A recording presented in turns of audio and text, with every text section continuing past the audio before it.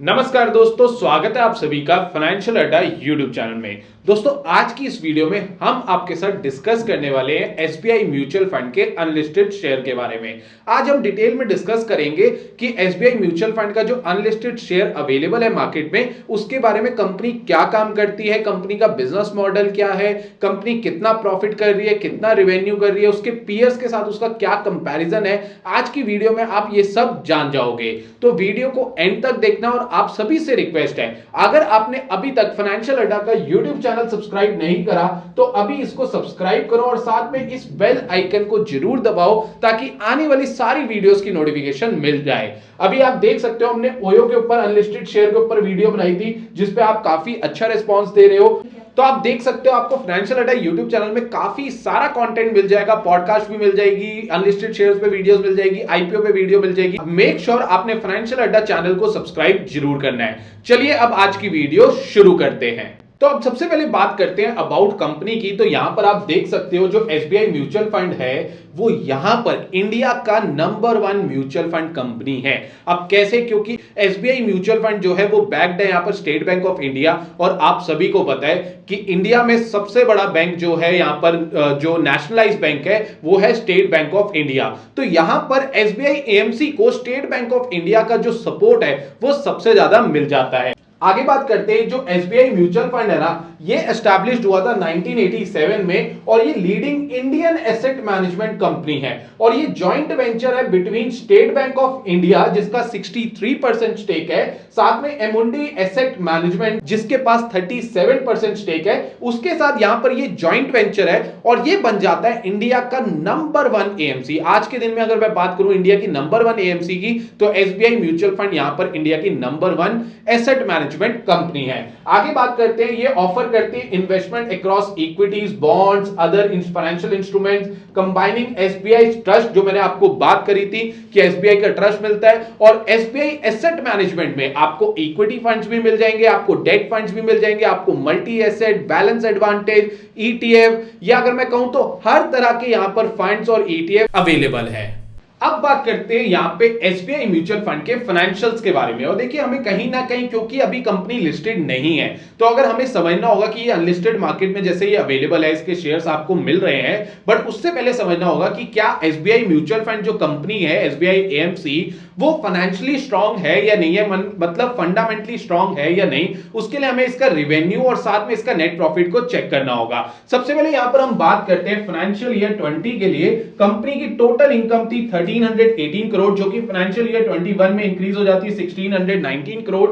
Financial year 22 आते आते company की जो टोटल रेवेन्यू वो यहां पर 2000 करोड़ हो जाता है। फाइनेंशियल ईयर 23 में कंपनी का टोटल रेवेन्यू 2412 करोड़ हो जाता है, और फाइनेंशियल ईयर 24 आते आते कंपनी का जो रेवेन्यू है, टोटल रेवेन्यू, वो हो जाता है 3426। तो आप देख सकते हो कि 5 सालों में काफी अच्छी ग्रोथ देखने को मिली है। 1318 करोड़ से लेके 3426 करोड़, यानी 3500 करोड़ के आसपास इनका टोटल रेवेन्यू फाइनेंशियल ईयर 24 में पहुंच गया है। अब चेक करते हैं इनका आगे नेट प्रॉफिट, जो कि हो जाता है प्रॉफिट आफ्टर टैक्स। तो आप देख सकते हो फाइनेंशियल ईयर 20 में इन्होंने 605 करोड़ का प्रॉफिट बुक करा था, फाइनेंशियल ईयर 21 में 862, फाइनेंशियल ईयर 22 में 1082 करोड़ का प्रॉफिट हुआ, फाइनेंशियल ईयर 23 में यहां पर प्रॉफिट हो गया 1339 करोड़, और फाइनेंशियल ईयर 24 आते आते कंपनी का जो नेट प्रॉफिट है 2073 करोड़ का यहां पर बुक हो चुका है। अब आप देख सकते हो कि कहां पर 600 करोड़ का प्रॉफिट 2020 में कंपनी कमा रही थी, आज कंपनी का प्रॉफिट है 2000 करोड़, ऑलमोस्ट 3 गुना प्रॉफिट यहां पर हो चुका है। अब चेक करते हैं इनके प्रॉफिट मार्जिन्स की, क्या इनको बचत कितनी हो रही है, मार्जिन्स कितने हैं इनके। तो यहां पर आप देख सकते हो नेट प्रॉफिट मार्जिन है अप्रॉक्सीमेटली 46 का यहां पर नेट प्रॉफिट मार्जिन था, आज के दिन में ये 60 के आसपास है, यानी 60% इनका नेट प्रॉफिट मार्जिन है, जो कि काफी अच्छा लगा मुझे। आगे बात करते हैं इसके डाइल्यूटेड ईपीएस की, यानी अर्निंग पर शेयर की। तो फाइनेंशियल ईयर 20 में अर्निंग पर शेयर 12 का था, और आज के दिन फाइनेंशियल ईयर 24 में अर्निंग पर शेयर 41 का है। ये भी एक काफी अच्छा पॉइंट मुझे लगा कि इनका अर्निंग पर शेयर भी बढ़ रहा है लगातार 4 सालों से।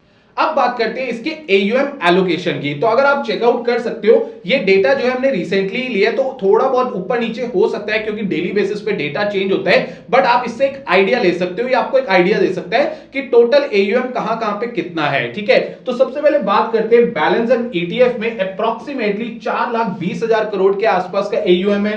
ग्रोथ और इक्विटी में अगर हम बात करें 3,64,000 करोड़ का यहाँ पे AUM है। इनकम और डेट यानी डेट में अगर हम बात करें तो 2,35,000 करोड़ का यहाँ पर AUM है। और फंड ऑफ फंड्स में यहाँ पर 917 करोड़ का यहाँ पर टोटल इनका AUM है। अब ये जो डेटा है ऊपर नीचे हो सकता है क्योंकि डेली बेसिस पे चेंज करते हैं, बट ये जो डेटा हमने रिसेंटली जो हमारे पास अवेलेबल था हमने वो यहां पर यूज किया है। अब करते हैं इसका पीयर कंपैरिजन, और पीयर कंपैरिजन से आपको कहीं ना कहीं काफी कुछ आइडिया मिल जाएगा कि क्या SBI AMC है वो स्ट्रांग है, या जो इसके लिस्टेड पीयर है जैसे कि HDFC mutual fund, Nippon India mutual fund, क्या वो दोनों स्ट्रांग है। तो चलिए देखते हैं और इसका पीयर कंपैरिजन करते हैं थोड़ा डिटेल में।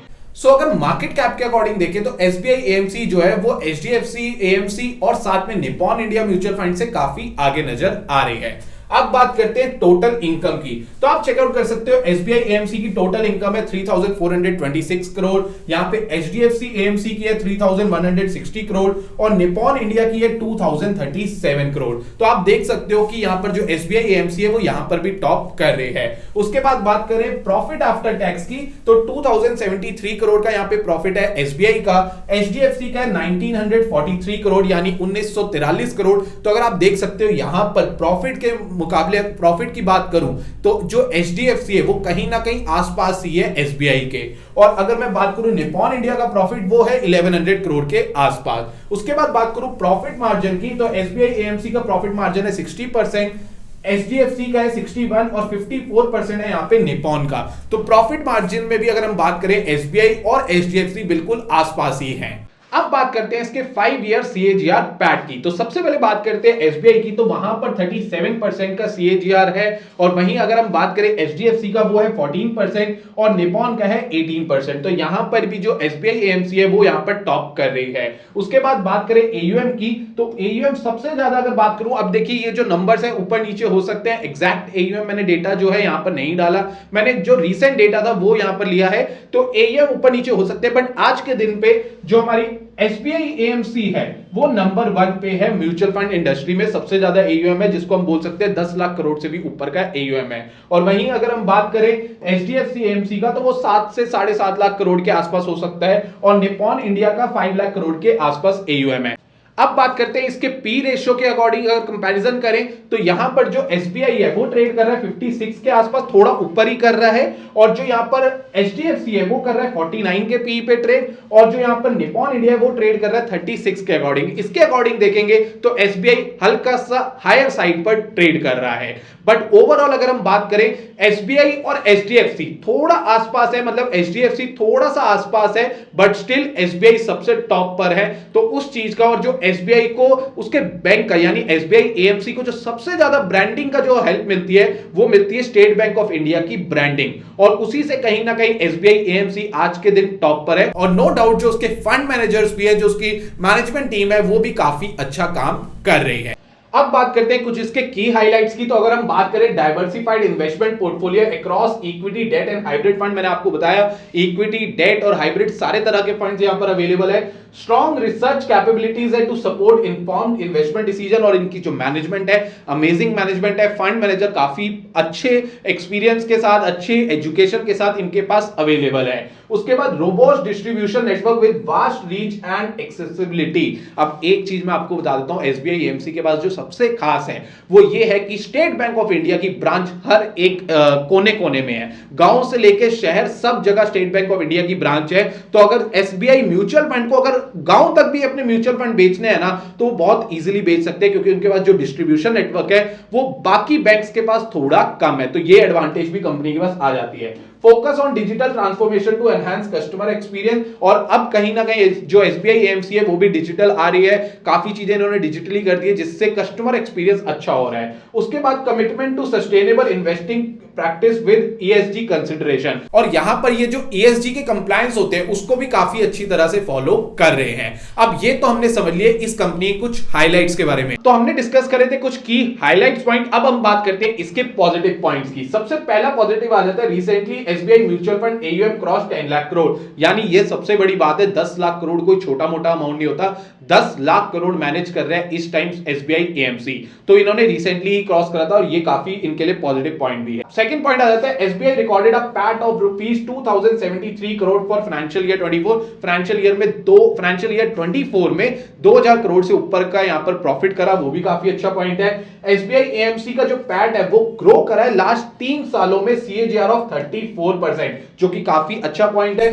और जैसा कि मैंने आपको बताया, strong backing and brand identity, यानी SBI AMC को स्टेट बैंक ऑफ इंडिया का बहुत ज्यादा फायदा मिलता है, क्योंकि उनकी जो ब्रांडिंग होती है वो SBI के नाम से होती है और ये चीज का फायदा उनको काफी मिलता है। एक्सपैंडिंग इंडियन मिडिल क्लास, अब जैसे जैसे इंडियन मिडिल क्लास बढ़ रहा है, वो एक्सपैंड कर रहा है, वो म्यूचुअल फंड की तरफ रूट कर रहा है, और जो SBI AMC है वो काफी ज्यादा टारगेट कर सकती है, क्योंकि मैंने आपको बताया उनकी जो डिस्ट्रीब्यूशन है वो गांव गांव तक है और शहर शहर तक है। तो ये थे कुछ पॉजिटिव पॉइंट। अब बात करते हैं SBI AMC के नेगेटिव पॉइंट्स की। तो यहां पर हम बात कर रहे हैं नेगेटिव पॉइंट्स की। तो अगर हम बात करें, हाई एक्सपेंस रेशियो आ जाती है कुछ म्यूचुअल फंड स्कीम की। इनकी जो कुछ स्कीम्स हैं उनकी जो एक्सपेंस रेशियो वो थोड़ी ज्यादा है। Limited international investment option compare to peers. अब देखिए ये जो है ना SBI AMC, उनका जो ज्यादा फंड्स होते हैं ना वो ज्यादातर इंडियन मार्केट में इन्वेस्ट करते हैं, फॉरेन में कम करते हैं, यानी कुछ एक दो स्पेसिफिक फंड है। बट जो वहीं पीयर्स आज के टाइम पे जो और AMCs है ना वो फॉरेन में भी इन्वेस्ट कर रही है, तो उसके अकॉर्डिंग यहां पर जो फॉरेन की एलोकेशन है वो थोड़ी कम है।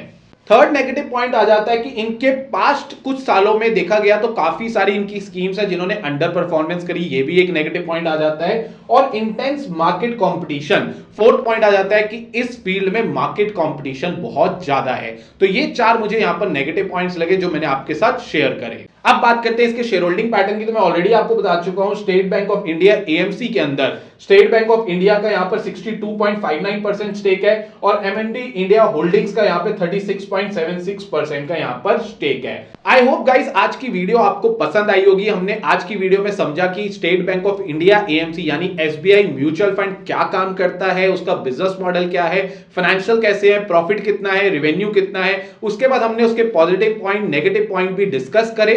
तो अगर आप लोग चाहते हो कि मैं और अनलिस्टेड शेयर पे डिटेल्ड वीडियो बनाऊं तो कमेंट कर दो किस शेयर पे आपको डिटेल्ड वीडियो चाहिए। जो शेयर आप कमेंट करोगे मैं उस शेयर पे बहुत जल्द कोशिश करूंगा जल्द से जल्द वीडियो अपलोड कर दूं। और मैं चाहूंगा कि अगर आपको अनलिस्टेड शेयर्स पर अपडेट्स चाहिए तो आप हमारा अनलिस्टेड शेयर्स का व्हाट्सएप एक चैनल है जिसका लिंक आपको डिस्क्रिप्शन में मिल जाएगा।